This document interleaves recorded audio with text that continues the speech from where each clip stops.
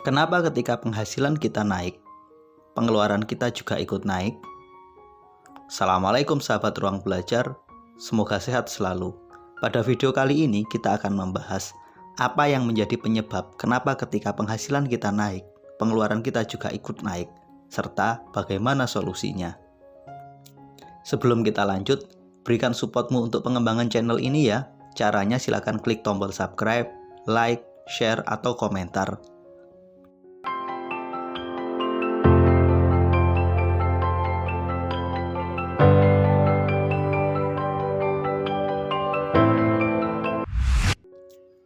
Terkadang ketika kita mendapatkan tambahan penghasilan, pada saat yang sama justru pengeluaran kita juga ikut naik.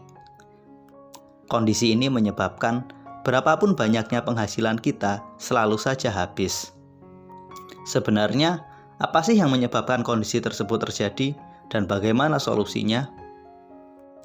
Ada 3 kemungkinan kenapa ketika penghasilan Anda naik, pengeluaran Anda juga naik. Jika Anda mengalami salah satu dari 3 hal tersebut, dapat dipastikan berapapun banyak tambahan penghasilan Anda, maka tambahan pengeluaran Anda juga ikut naik.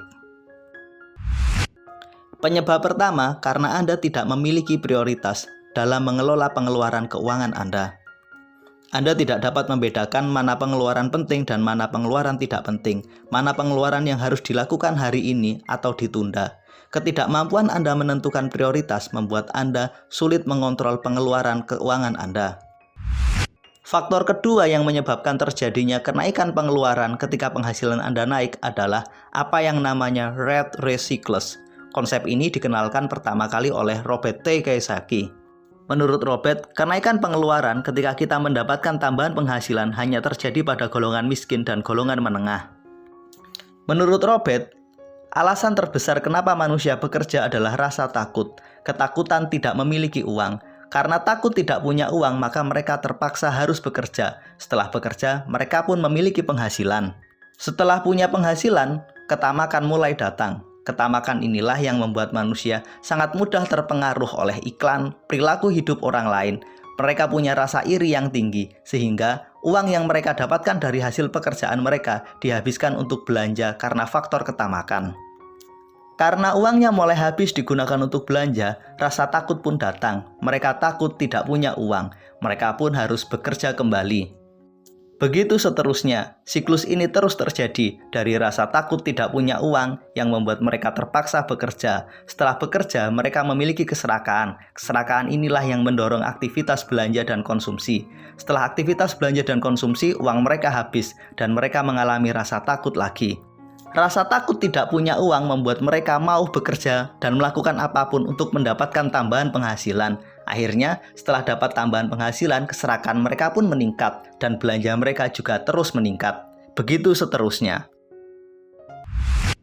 Penyebab ketiga adalah rat race activity. Sebagian besar orang mengorbankan waktu dan pikirannya untuk bekerja. Waktu dan pikiran yang digunakan untuk bekerja tersebut kemudian mendapatkan kompensasi berupa uang. Karena mereka bekerja dengan mengorbankan waktu dan pikiran, mereka pun mengalami kelelahan. Dalam kondisi inilah orang membutuhkan istirahat. Dalam kondisi lelah ini, secara psikologis mereka berpikir, saat ini saat yang sangat pantas dan tepat untuk menikmati hasil jerih payah mereka. Uang yang mereka dapatkan sebagai kompensasi dari pekerjaan mereka ingin mereka nikmati sembari beristirahat. Untuk melepas penat, mereka pun melakukan aktivitas yang menurut mereka menyenangkan, mulai dari nonton film di bioskop, makan di restoran, nongkrong, traveling, dan berbagai aktivitas yang lainnya. Aktivitas menghibur diri, menyenangkan diri dengan menggunakan uang yang dihasilkan dari pekerjaan mereka, inilah yang disebut dengan konsep rat race activity.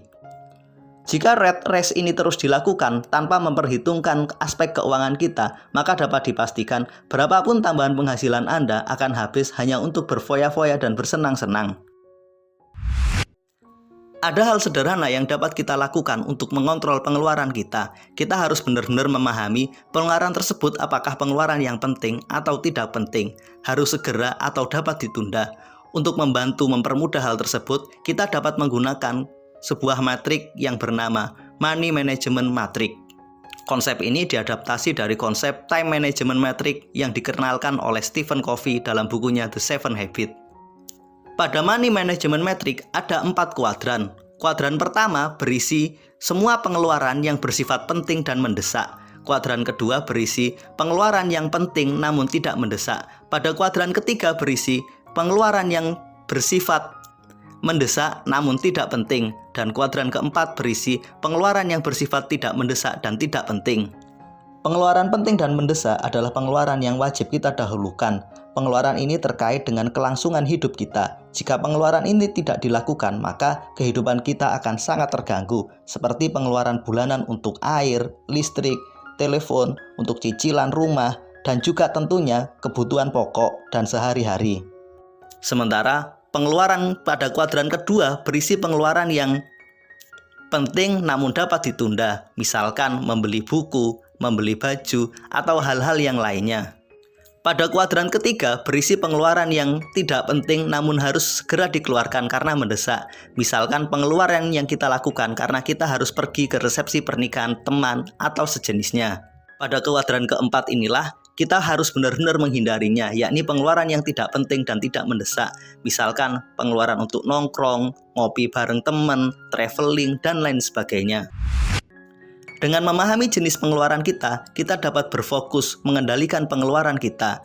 Sebelum kita lakukan pengeluaran uang, terlebih dahulu kita pertanyakan, pengeluaran uang ini ada di bagian yang keberapa? Apakah di metrik 1, di kuadran 2, di kuadran 3, atau di kuadran 4? Jika pengeluaran itu penting dan mendesak, maka harus disegerakan. Jika pengeluaran itu sama sekali tidak penting dan tidak mendesak, maka lebih baik ditiadakan. Dengan kita memahami jenis pengeluaran kita, apakah termasuk dalam kategori penting atau tidak penting, mendesak atau tidak mendesak, akan lebih mudah mengontrol pengeluaran kita. Demikian penyajian ringkas tentang penyebab kenapa ketika penghasilan kita naik, pengeluaran kita juga ikut naik, serta bagaimana cara mengatasinya. Berikan komentarmu, pelajaran apa yang dapat kamu ambil dari video ringkas ini. Terima kasih telah menonton, sampai ketemu pada video kami berikutnya. Assalamualaikum warahmatullahi wabarakatuh.